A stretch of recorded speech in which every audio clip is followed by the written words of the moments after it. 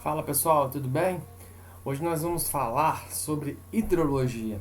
Hidrologia é uma área da geografia que está responsável pelo estudo das águas, tá? Então hoje nós vamos falar dos sistemas fluviais, dos aquíferos e do ciclo hidrológico. Para começar, tem uma pergunta aqui bastante interessante que fala assim: você já ouviu falar em rios voadores? O que são os rios voadores, pessoal? Aqui nessa região aqui da floresta amazônica, a transpiração da vegetação é intensa, devido à grande quantidade que nós temos ali de vegetação. Então, o que acontece? A transpiração, como a gente sabe, assim como a evaporação, ela é responsável pelo ciclo hidrológico. No entanto, a transpiração aqui é tão grande que as nuvens são carregadas de uma maneira que existe mais água no estado de vapor em muitas nuvens que estão sobre a floresta amazônica do que em alguns rios em estado líquido aqui no Brasil. Essas nuvens, elas fazem um caminho, como você pode observar aqui na seta, que é onde elas vão para a região sudeste, para a região sul do Brasil e vão também aqui para os nossos países vizinhos. 40% da chuva que ocorre na região sudeste está relacionada com os rios voadores. Então, a floresta amazônica ela é muito importante para manter o ciclo hidrológico da nossa região sudeste aqui, por exemplo. Ok? Então, quando a gente desmata, nós estamos contribuindo para diminuir a intensidade do ciclo hidrológico. Ok? E aí, então, o que eu quero que você entenda após o fim dessa aula? Que você possa entender o funcionamento do ciclo hidrológico, que você possa entender a questão da hidrogeopolítica mundial, ou seja, os conflitos existentes no mundo sobre a água e também identificar os principais eixos hidrográficos do Brasil. A gente vai começar falando agora aqui do ciclo hidrológico. Gente, o ciclo hidrológico também é chamado de ciclo da água, tá? O que é isso? Como o próprio nome diz, é um processo no qual você observa aqui, há um ciclo, ou seja, um círculo aqui. E é o ciclo hidrológico que vai conseguir manter a vida do nosso planeta, porque ele é responsável pela água que existe aqui. Esse ciclo ele é dividido em 4 fases.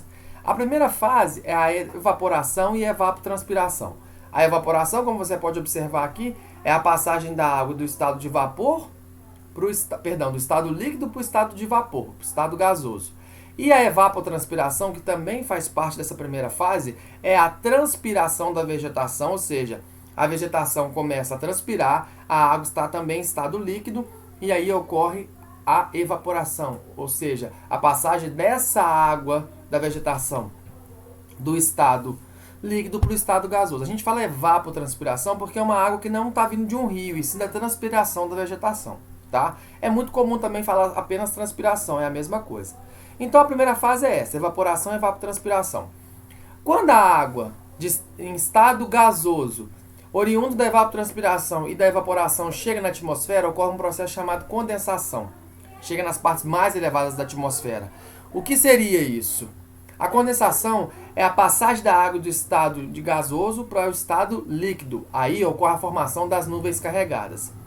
Baseado nesse armazenamento de água que existe aqui na atmosfera, vai ocorrer a terceira fase, que é a precipitação. A precipitação, gente, ela é comumente ocorrida através da chuva, mas nós temos outros tipos. Nós temos a chuva, a neve, o granizo e a saraiva, que é a famosa neblina.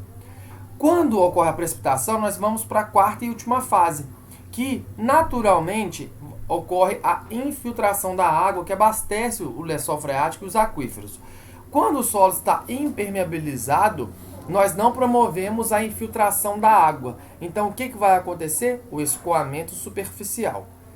Então, 4 fases do ciclo hidrológico: evaporação e evapotranspiração, como nós já vimos, condensação, precipitação e a última que pode ser, naturalmente deve ser infiltração, mas pode ser também, principalmente nas grandes cidades, o escoamento superficial.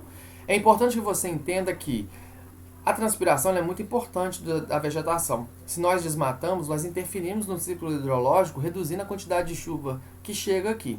Além disso, quando o mundo hoje está cada vez mais urbano. Quanto mais urbano for o mundo, mais impermeabilizado é o solo e mais escoamento superficial nós vamos ter. Isso é um problema sério que deve ser pensado pelas cidades no intuito de fazer com que tenhamos maneiras de promover a infiltração da água, porque se a água não infiltra no solo, lençóis freáticos e aquíferos vão o quê? Vão ser extintos. Aí se nós perdemos e diminuímos a quantidade de água subterrânea, fatalmente nós vamos diminuir a água superficial nos rios, por exemplo, tá? Então, este é o ciclo hidrológico. Aí, pessoal, nós vamos falar um pouquinho agora do balanço hídrico mundial. O que é balanço hídrico? É a forma de como a água está distribuída no planeta. Então, como a gente pode observar aqui, nós temos 97,5% de água salgada e apenas 2,5% de água doce. Então, se eu comparar a quantidade de água salgada com a quantidade de água doce no planeta, é pífia a quantidade. Toda a água tem um pouco de sal. A água doce, nossa, ela tem sal, só que nós não conseguimos sentir porque a concentração está abaixo de 0,3%. A água salgada é uma água que tem uma concentração maior que esse valor. Os oceanos, eles possuem água salgada por quê? Porque vários rios, com as suas quantidades de sal, descarregam nele. E isso faz com que a quantidade de sal presente nos oceanos seja mais elevada, tá? E como que o sal chega no rio e é carregado até o mar? Quando o rio está caminhando no seu leito e ele vai batendo na lateral ali, na margem direita, na margem esquerda, ele vai tirando os cloretos de sódio que existem ali, tá?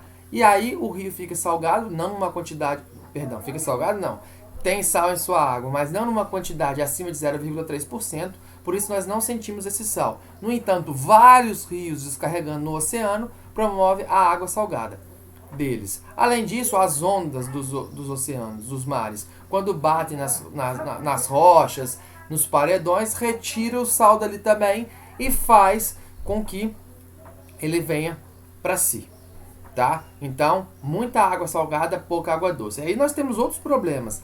Desses 2,5% de água doce, você pode observar aqui que 68,9% estão em estado sólido nas calotas polares, ou seja, muito distante da maioria dos países.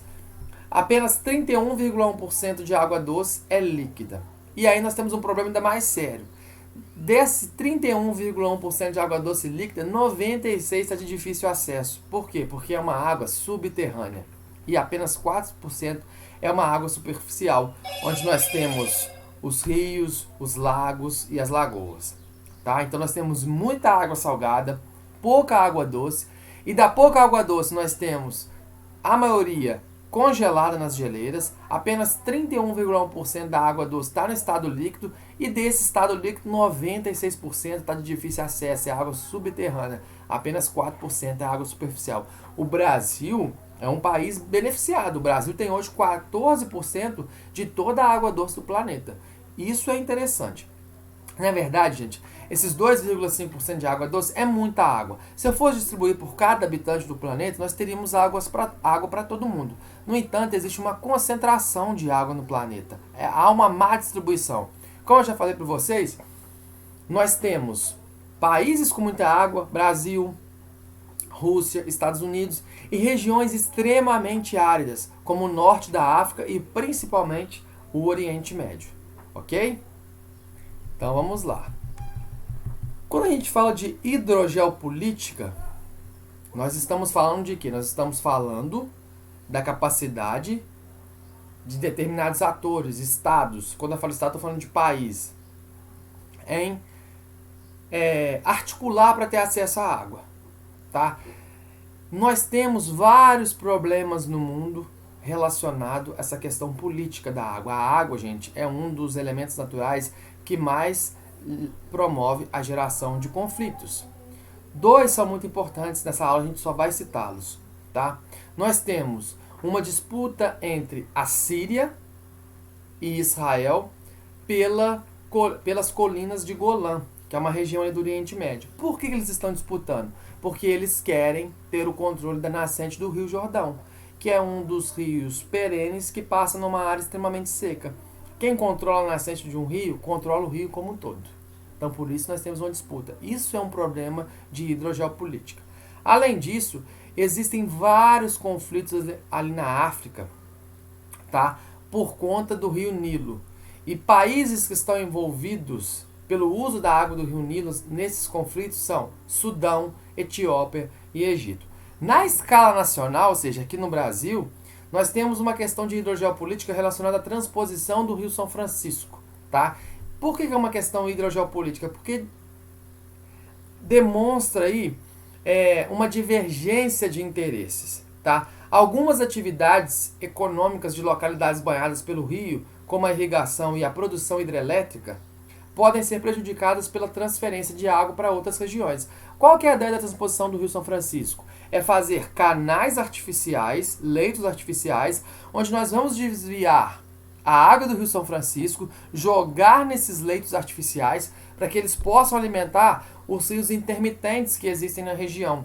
Esses rios intermitentes, que são rios que secam em determinado período do ano, não secariam mais. E aí o conflito de interesse está relacionado a isso. Porque se eu desvio a quantidade de água do rio para ir para outro local, eu vou, por exemplo, vou beneficiar, onde esses rios não vão mais secar, a população precisa disso realmente, só que eu diminuo a quantidade de água, por exemplo, para geração de energia e também para irrigação, que hoje são utilizadas já em outras regiões do Rio São Francisco. Isso aí é uma coisa que a gente vai aprofundar ainda, você pode ficar tranquilo. Mas dando um exemplo de hidrogeopolítica, é isso que nós temos de conflito sobre as águas. Agora, nós vamos falar aqui das principais redes hidrográficas do planeta. Tá? O que são redes hidrográficas? São bacias hidrográficas. E existem bacias muito importantes para o mundo como um todo. Tá? Os principais aproveitamentos econômicos dos rios, das bacias hidrográficas, são captação de água urbana, industrial e agrícola. A gente não consegue desenvolver indústria, agricultura, nem uma atividade urbana sem o uso da água. Tá? A navegação comercial, turística e a pesca. Tá? A geração de energia e a manutenção dos mananciais. Tá? Quais são os principais eixos hidrográficos do mundo? Ou seja, quais são as regiões onde a água está mais concentrada? Nós temos o eixo amazônico, aqui no Brasil, não só no Brasil, em grande parte da América do Sul, que é o eixo que apresenta o maior volume de água no planeta. A gente tem do Reno-Ruhr, que são dois rios muito importantes ali na Europa. Tá? E esse eixo Reno-Ruhr são rios imensos. Tá? Ele é um importante eixo de ligação entre os Países Baixos, que são Holanda, Alemanha, França, Áustria e Suíça. É navegável, tá? E existem vários portos ali importantes para o desenvolvimento econômico da Europa. Nós temos São Lourenço e Grandes Lagos, nos Estados Unidos, que é um imenso sistema articulado dos Grandes Lagos, ou seja, Estados Unidos e Canadá, que exigiu grandes obras e eclusas. O que é uma eclusa? Eclusa, gente, é quando você está navegando no rio e aí tem uma cachoeira. Você vai construir aqui como se fosse um elevador, aí o barco vem, desce e continua seguindo o caminho da navegação. Temos também Mississippi e Missouri, nos Estados Unidos. Olha como os Estados Unidos é servido de água. O Nilo na África. O Nilo é um rio importantíssimo porque ele atravessa o deserto do Saara em regiões muito secas e ele é um rio perene. Tá? É muito, muito, muito importante mesmo para a agricultura e para o aproveitamento hidrelétrico, principalmente no Egito. Nós temos o Danúbio ali na Europa, tá? Que ele liga a Europa Central até o Mar Negro, tá? E ele articula países como a Iugoslávia, Romênia, Bulgária, Hungria, entre outros. Tá? E nós temos um sistema asiático também de rios dependentes do degelo e das chuvas de monções, que nós já vimos nas aulas passadas. Ok? Então, ó, não se esqueçam da aula de hoje. É muito importante você entender o que é o ciclo hidrológico, a distribuição da água no planeta, como nós utilizamos a água e os principais sistemas fluviais do planeta. Depois nós vamos aprofundar mais, ok? Grande abraço, fui!